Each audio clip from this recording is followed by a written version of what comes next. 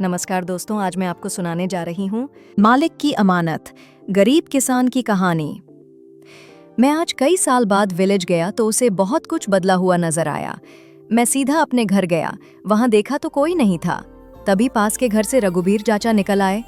अरे बेटा, बहुत दिनों के बाद आए, कैसे हो?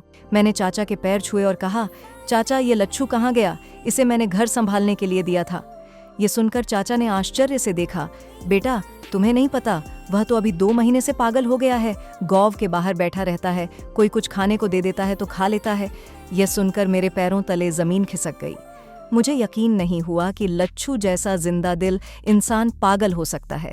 मैंने उत्सुकता भरी नजरों से चाचा को देखा तो उन्होंने कहा, बेटा पहले घर चलो, कुछ खा पीकर आराम कर लो, फिर बात करेंगे। मना करने पर भी वे जबरदस्ती अपने घर ले गए। वहां चाय नाश्ता करने के बाद सबसे पहले मैंने लच्छू के बारे में पूछा। तब चाचा बोले, बेटा उसकी जिंदा दिली ही उसकी दुश्मन बन गई। मेरे सब्र का बांध अब टूट रहा था। मैंने कहा, चाचा हम तो उसे बचपन से ऐसे ही देखते आ रहे हैं, हर हाल में खुश भला, उसे किसी की परवाह नहीं थी। ऐसे मस्तमौला आदमी को काहे की चिंता। ये बोलते बोलते मैं ख्यालों में खोसा गया। मेरी मुलाकात लच्छू से तब हुई थी।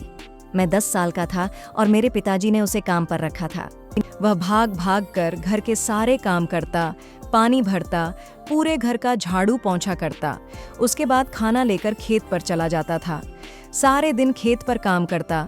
पिताजी उससे कहते, अरे लच्छू खाना खाकर थोड़ा आराम कर लिया कर, बहुत धूप हो रही है। लच्छू मुस्कुराते हुए कहता, मालिक अभी पानी देकर आता हूँ, इन गेहूं की बालियों को धूप लग गई तो भूखे सोना पड़ेगा।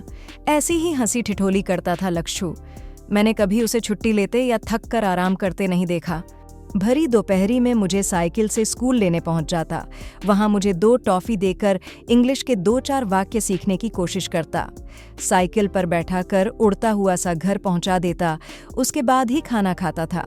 जब मैं स्कूल की पढ़ाई खत्म कर शहर पढ़ने जा रहा था तो सबके साथ लच्छू भी मुझे स्टेशन तक छोड़ने आया था।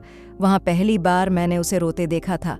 एक घर के बुर्जुग की तरह उसने मुझे अपना ख्याल रखने की नसीहत दी और एक कोने में खड़े होकर रोने लगा। मैंने उसे चुप कराया और पिताजी का ध्यान रखने को कहा, क्योंकि मॉम के जाने के बाद पिताजी किसी से ज्यादा बात नहीं करते थे, न ही अपनी परेशानी किसी को बताते थे। कुछ दिनों बाद मैंने शहर में शादी कर ली। पिताजी आए थे, लेकिन उनके साथ लच्छू को न देखकर थोड़ी निराशा हुई। पूछने पर पिताजी ने कहा, वह घर और खेत की जिम्मेदारी संभाल रहा है। शादी आया कि पगला लच्छू नहीं रहा।